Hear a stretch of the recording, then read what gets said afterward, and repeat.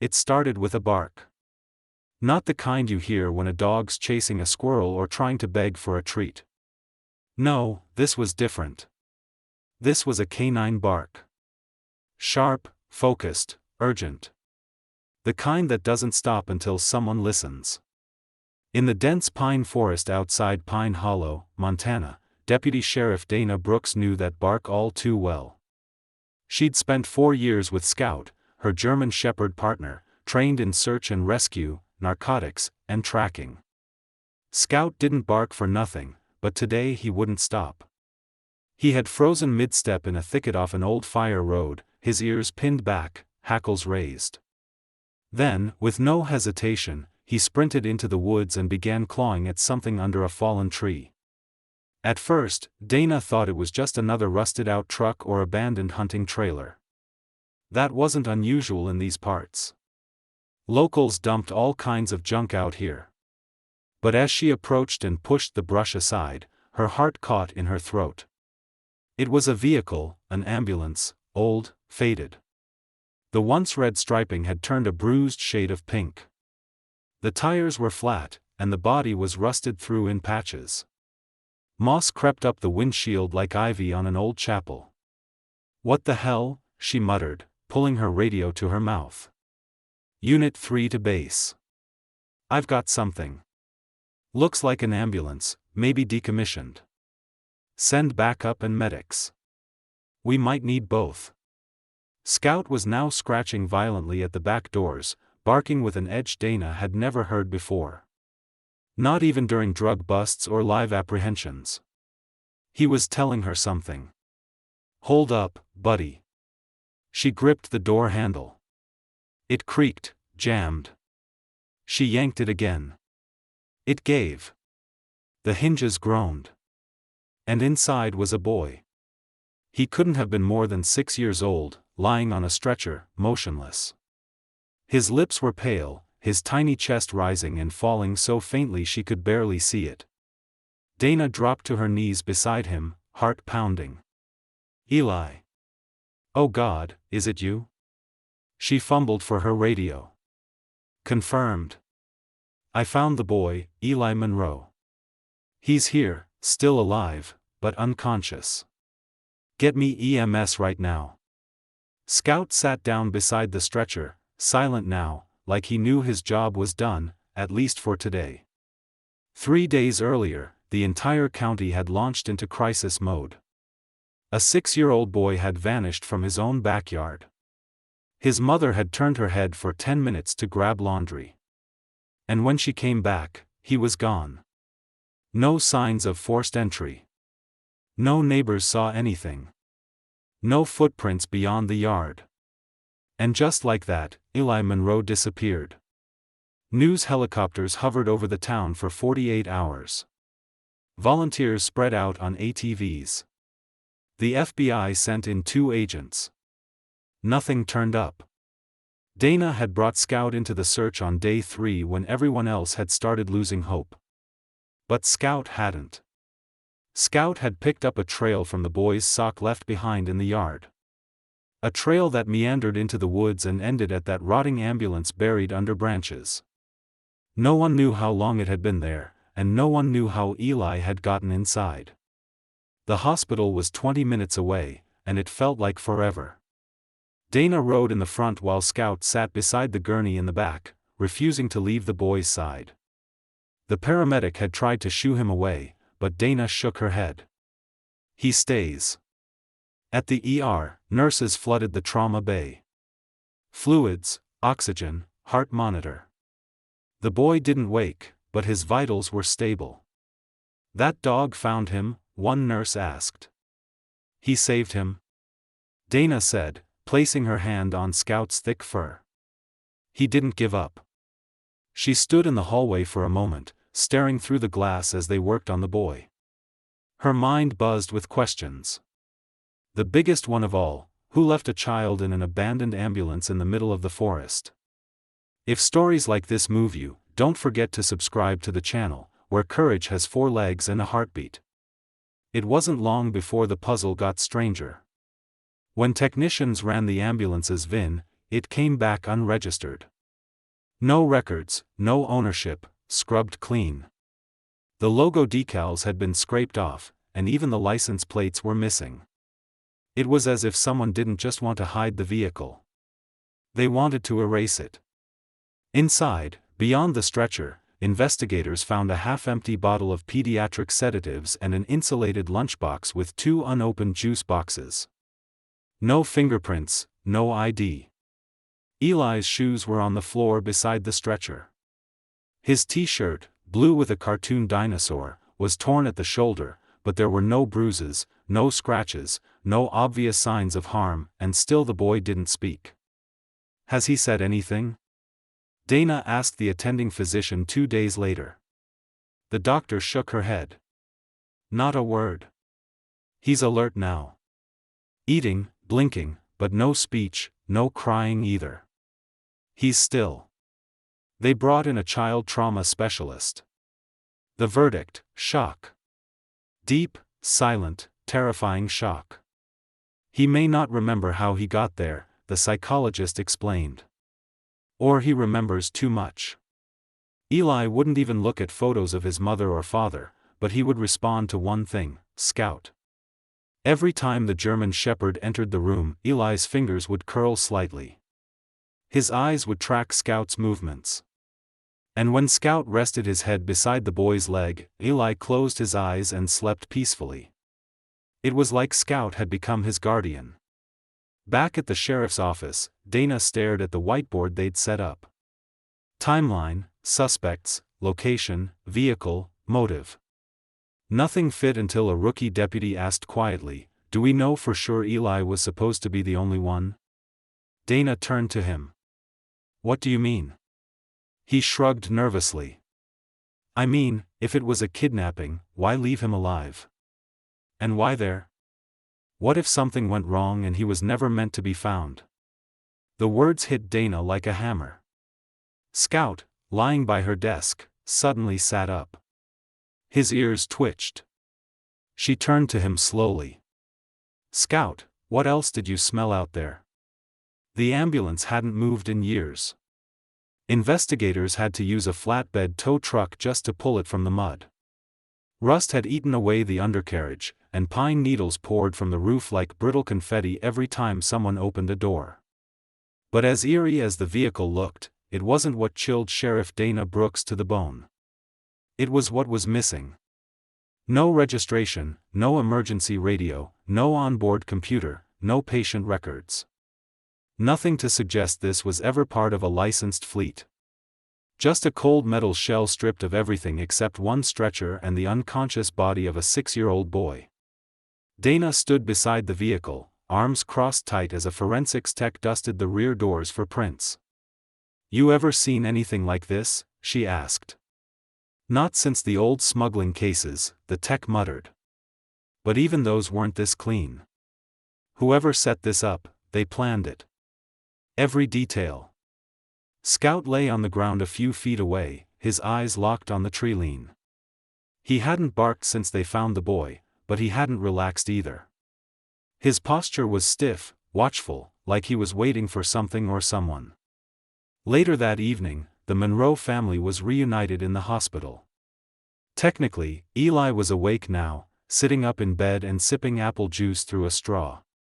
His mother, Rachel, wept softly at his side, brushing his hair back with trembling fingers, but he didn't respond to her touch or her voice. He just stared straight ahead at nothing. "I keep talking to him," she whispered to Dana. "But it's like he's gone, like he's not there anymore." Dana didn't know what to say. She'd seen kids shut down before, especially after trauma. But this wasn't dissociation. This felt deeper, intentional, like a wall had gone up inside him and whatever was on the other side didn't want to come back.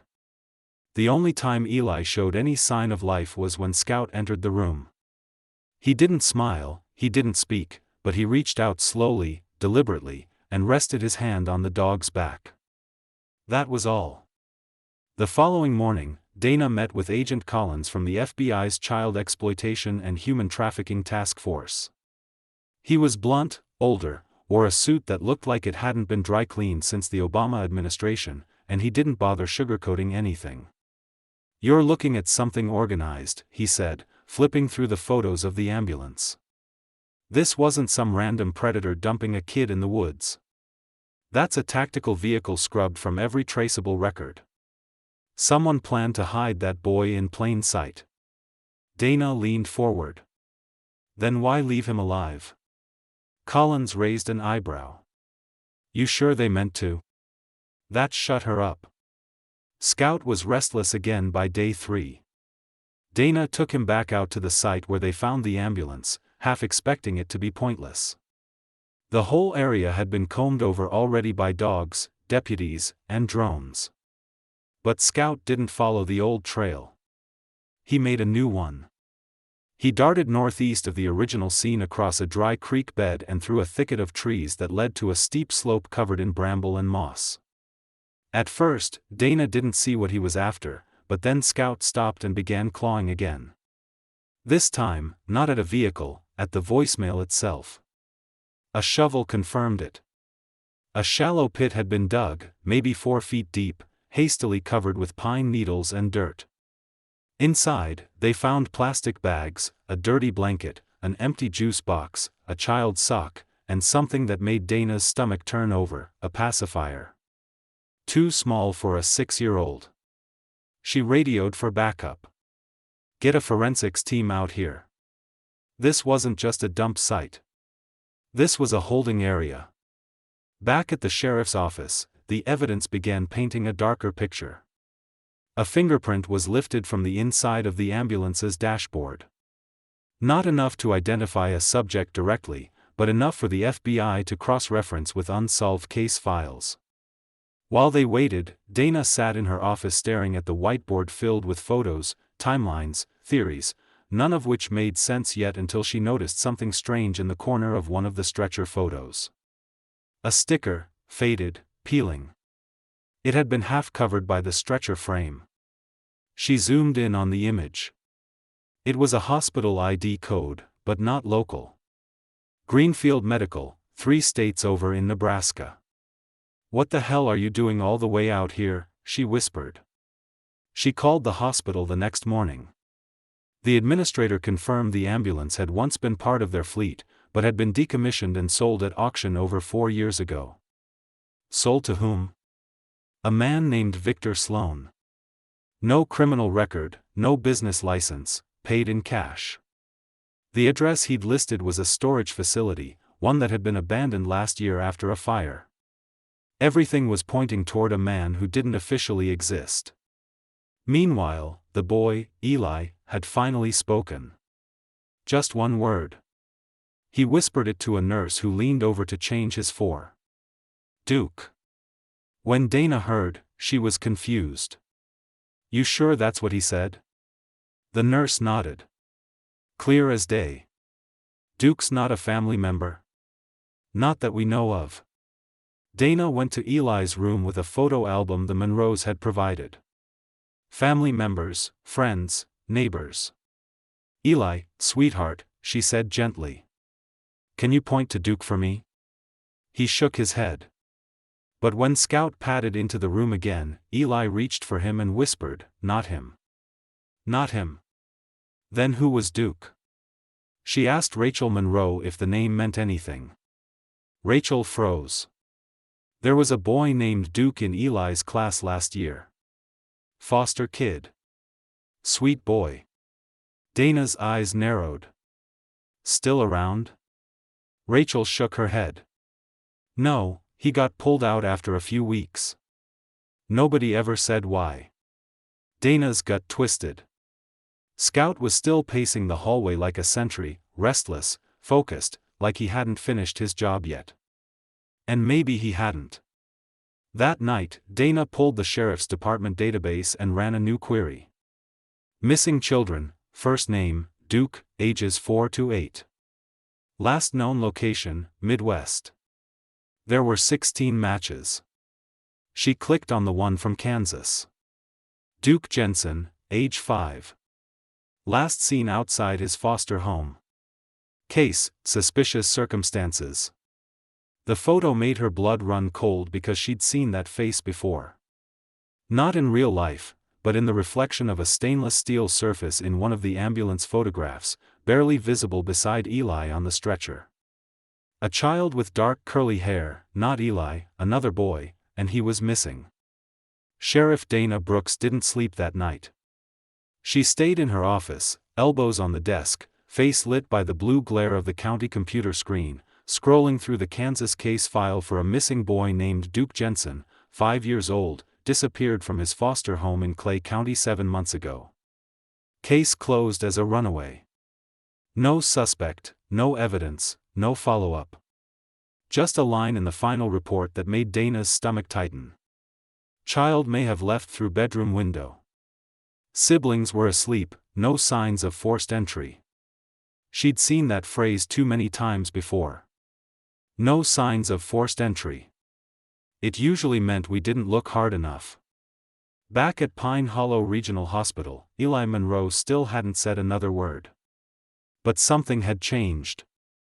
He no longer stared blankly at the wall. Now he was watching people. His mother, nurses, even the officers stationed outside his room. He was still silent, still slow to respond, but something behind his eyes had shifted, like a fog was lifting. Scout visited him twice a day, and each time Eli touched his fur with a gentle but deliberate motion, like grounding himself in something real, something safe. Sheriff Brooks stood by the window on that third day and watched Eli slowly turn his head and look at her directly for the first time. No smile, but no fear either. That was something. Later that afternoon, Dana called the Kansas foster agency that had last reported Duke Jensen missing. The woman on the phone sounded exhausted before the conversation even began. "Oh, Duke, I remember that one," she said with a sigh. "Never should have been placed in that house. But it's not like we have enough beds, you know. The system is underwater." Dana didn't respond. She just let the woman talk. The foster father said Duke liked to wander. Said he probably ran away. It was winter. The kid didn't even have shoes on. I thought there's no way he made it far. But well, we filed the paperwork. No Amber Alert. Didn't meet the criteria. There wasn't enough evidence of an abduction. Dana closed her eyes, jaw clenched. "And you haven't heard anything since?" "Not a word." Scout was getting twitchy again. At first, Dana thought maybe he just needed a break, a run, some playtime. But Scout didn't want to play. He paced. He sniffed. He stared at the door to Eli's hospital room and whined in low, quiet notes whenever someone new walked past. He was waiting for someone. Or maybe listening. That night, Dana reviewed every photo from the ambulance site. She zoomed in on the reflective cabinet again where the stretcher's edge met the metal panel. There it was, the shadowy blur of a second child's face. Not a trick of the light. The outline of curly hair, a pale cheek, a round chin. That wasn't Eli. But if that really was Duke, where was he now? The next morning, the hospital pediatrician called Dana back in. They'd completed a full physical exam on Eli and found something no one had expected. A small RFID chip implanted under the skin of his upper arm. Not medical, not standard, industrial. "It's the kind used in warehouse logistics," the doctor explained, holding it up in a sealed bag. "This isn't tracking his heart rate. It's tracking his location." Dana stared at the chip like it was radioactive. Who puts a logistics chip in a child? Human traffickers. That was the only explanation that fit. And suddenly, everything snapped into focus. The decommissioned ambulance, the wiped VIN number, the second child in the reflection. The forest wasn't just a hiding spot. It was a drop point. She called Agent Collins from the FBI again. This time, she didn't wait for permission. "I need surveillance on the hospital now," she said. "Whoever dropped Eli off didn't do it to be merciful. They're still watching, waiting to see if we connect the dots. Collins agreed. By sunset, 3 unmarked SUVs were parked near the emergency entrance. 2 agents were stationed inside the hospital. One was planted in the waiting room, dressed like a janitor. Scout, however, wasn't subtle. He paced the hallway, tail low, nose twitching like he could smell something no one else could. Dana followed him out of instinct, and because at this point she trusted Scout more than she trusted most humans. He led her to the hospital chapel, empty at this hour. Scout sniffed the floor, the walls, the benches. Then he sat perfectly still, facing the air vent in the back corner. Dana tilted her head. Seriously, she whispered. An air duct? She knelt beside the vent and unscrewed the cover. Inside was a burner phone. No SIM card, battery removed. But someone had used it to stash something else. A folded Polaroid photo. 2 boys. One was Eli. The other, curly-haired, smaller, was Duke. Behind them, a white van, unmarked, and standing in the background, a man in a medic uniform. The next morning, Eli finally spoke. It was quiet, almost a whisper, but clear. Dana was sitting by his bed, drinking cold coffee and writing notes when she heard it. Duke didn't like the box. She froze. Eli, she said softly. He blinked. Duke didn't like the box, he repeated. It was too loud. Dana leaned closer. Can you tell me about the box, sweetheart? Eli looked down. It shook when we moved. You mean in the van? He nodded. Dana's voice stayed calm, gentle. Where did the van go? He shook his head. I don't know. I don't know where. That was okay. He remembered something. That meant he could remember more. At the sheriff's office, Dana updated the timeline. The ambulance hadn't been a one-time fluke. It was part of a network, mobile, untraceable, and designed to disappear into back roads and national forests. Children weren't taken to houses anymore. They were stored in motion, constantly moved, constantly hidden. Then came the break. The FBI got a hit on a fingerprint pulled from the ambulance's rearview mirror. It belonged to Tyrell Knox, a former EMT from Oklahoma who had lost his license 6 years ago for opioid theft and assaulting a patient. He'd vanished after a plea deal fell through. Hadn't been seen since. Until now, the Bureau issued a federal warrant. Dana pulled out a photo of Knox and showed it to Eli. The boy stared at it, his lip trembled. Then he whispered, "That's the man who locked the doors." It was a match. But there was still one question Dana couldn't shake. If Knox had dropped Eli in the woods, why did Scout lead them to him before anyone else could? Had Scout remembered something from his past? Had he encountered Knox before? And more importantly, was Duke still alive? Scout froze, not in fear, but in memory. It happened when the ambulance passed outside the hospital. A real one this time. Sirens blaring down Main Street toward the ER with a medical emergency on board. Dana Brooks had seen dozens of K-9 dogs flinch at loud sounds, gunshots, fireworks, engines, but not Scout. Not like this. He didn't cower or bark. He stopped walking, sat down. His ears turned stiff, eyes locked toward the window. The fur along his shoulders stood straight up. He wasn't reacting to noise. He was remembering. Dana knelt beside him, heart sinking. "Scout," she whispered. "You've seen this before, haven't you?" He turned his head slowly toward her, and for a moment, she swore he looked haunted. Back at the sheriff's office, Dana pulled Scout's full-service file. Scout wasn't born a Pine Hollow dog. He'd originally been assigned to the Tulsa Police Department, explosives detection, and tactical entry. His handler, Officer Miguel Herrera, had been killed in the line of duty during a raid on a suspected child trafficking house. That case had gone cold. After the raid, Scout had been reassigned. Too shaken for active duty, too valuable to be retired. He bounced through 2 departments before finding a home with Dana. She'd never dug into the details. Now she had no choice. The report from the Tulsa raid was brutal. A farmhouse, rural, raided after months of surveillance. 5 suspects arrested, but 1 man fled. A medic impersonator.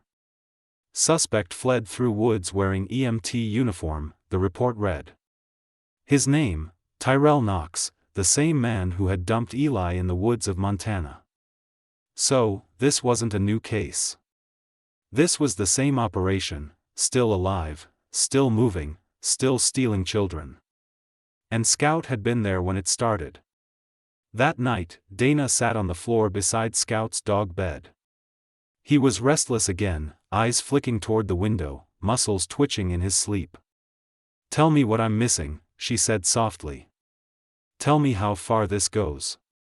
Scout opened one eye, then the other. He stood up, walked to the door, then he barked once. Dana followed him into the living room, unsure what he wanted. He went to her bag and pawed at a folder inside. She pulled it out.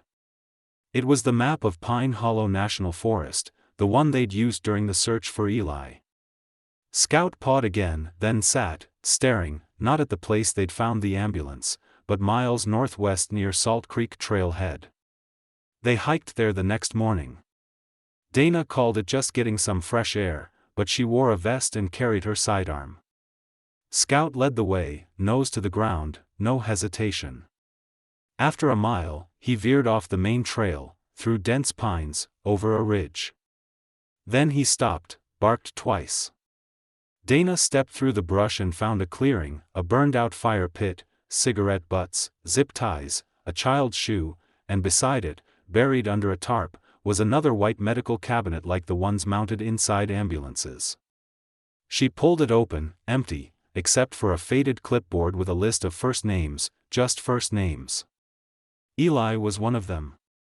So was Duke, and 4 others she didn't recognize. At the same time, Eli's therapist at Poisonous made a breakthrough. She used a toy ambulance during their session. Plastic, silent, with working doors.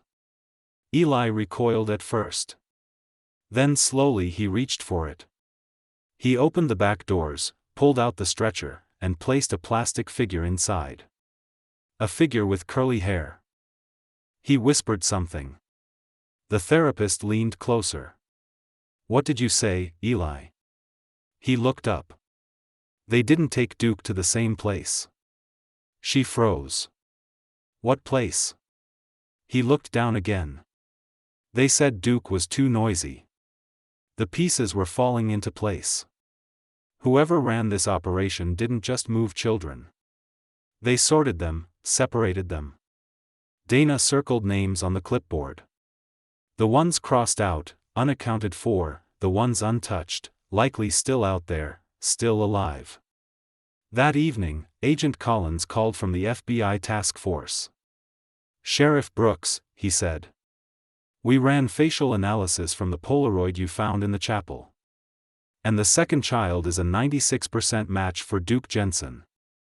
We also picked up another face in the photo. Background corner reflection. We just eyed him. Name's Marcus Dillard." "Who's he?" "Knox's old cellmate. Convicted of kidnapping in 2009. He was released last year on parole." Dana gritted her teeth. "Where is he now?" "That's the bad news. He's off-grid. But we've got a hit on his vehicle. An RV registered under a false name.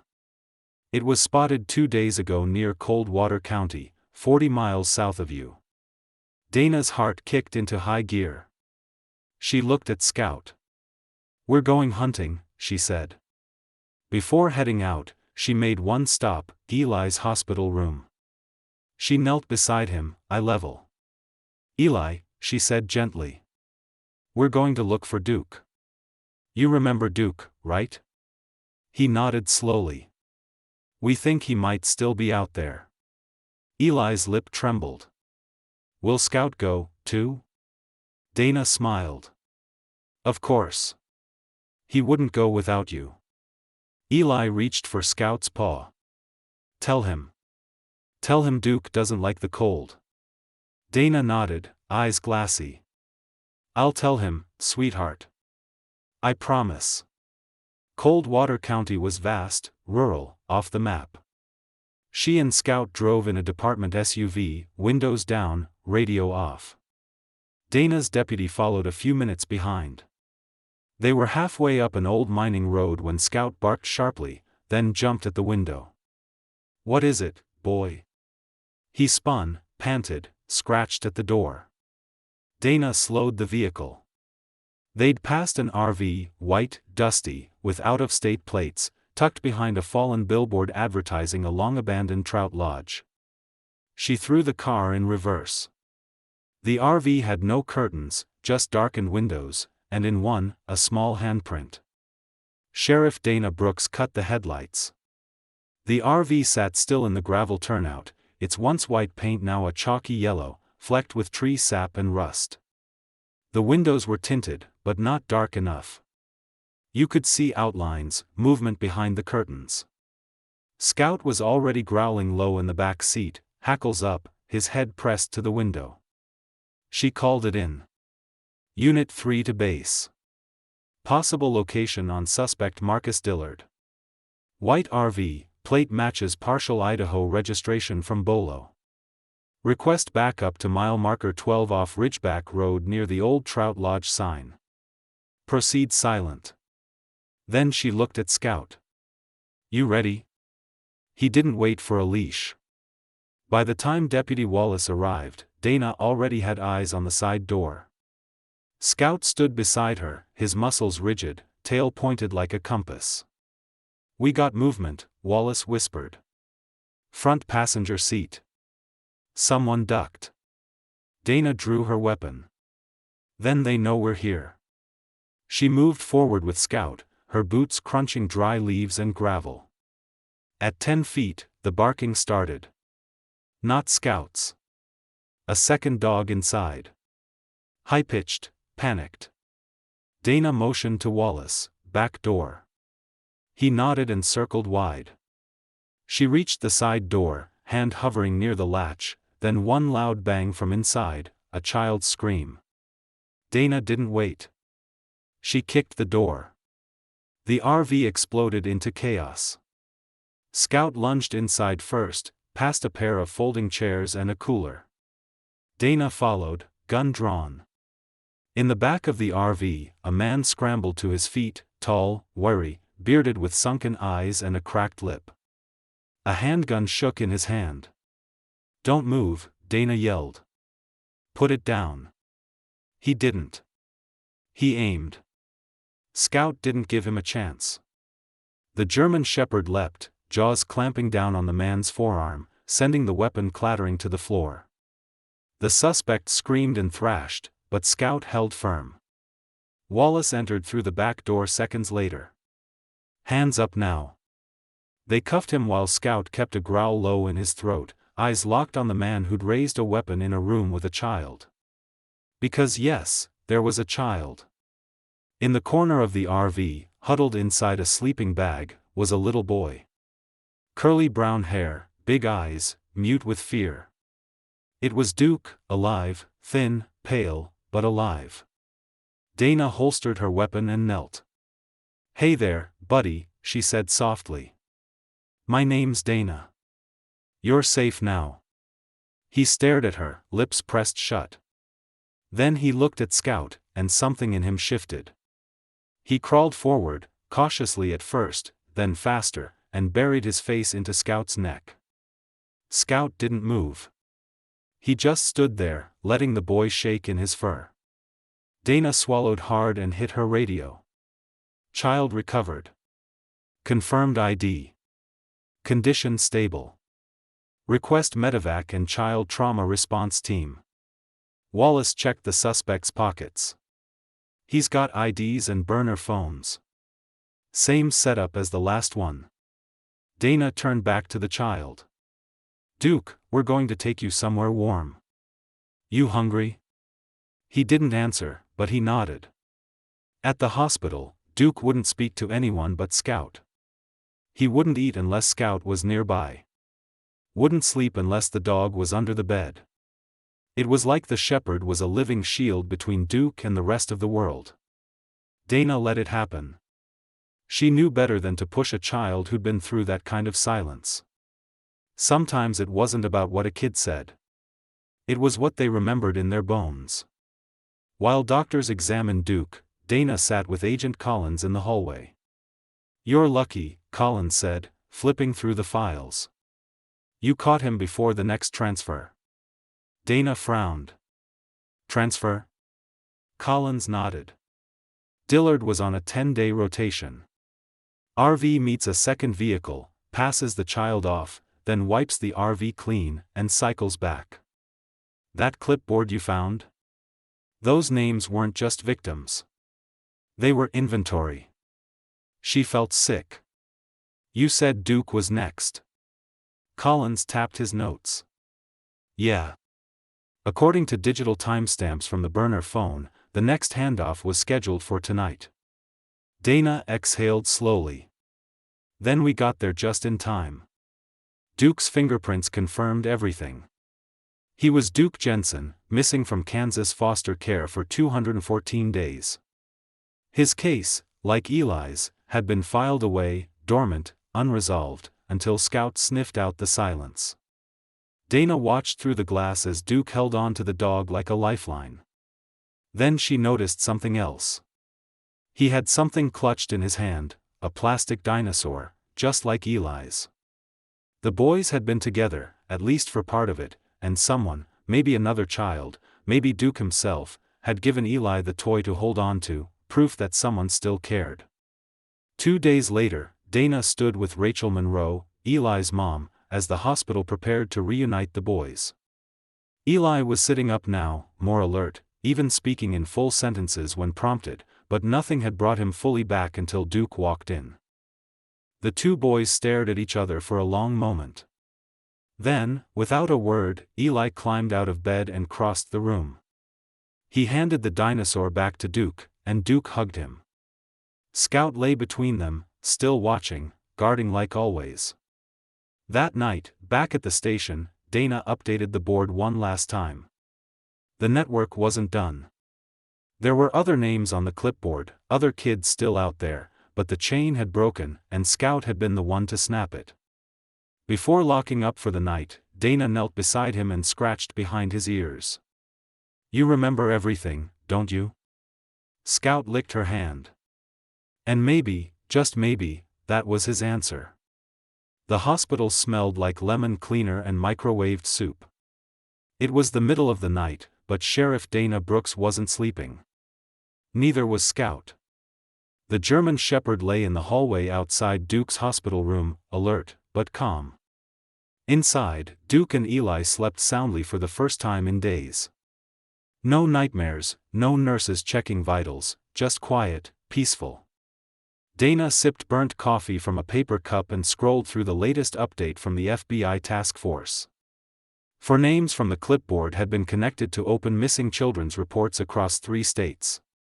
2 boys, 2 girls, all vanished under different circumstances, all now believed to have passed through the same hands.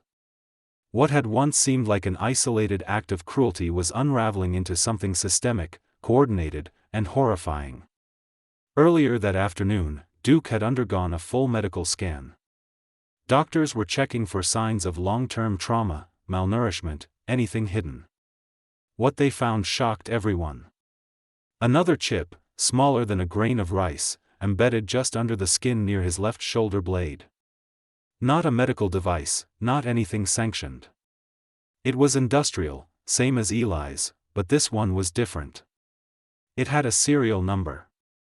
Dana stood beside the radiologist when the image came up. The number was partially degraded, but still readable.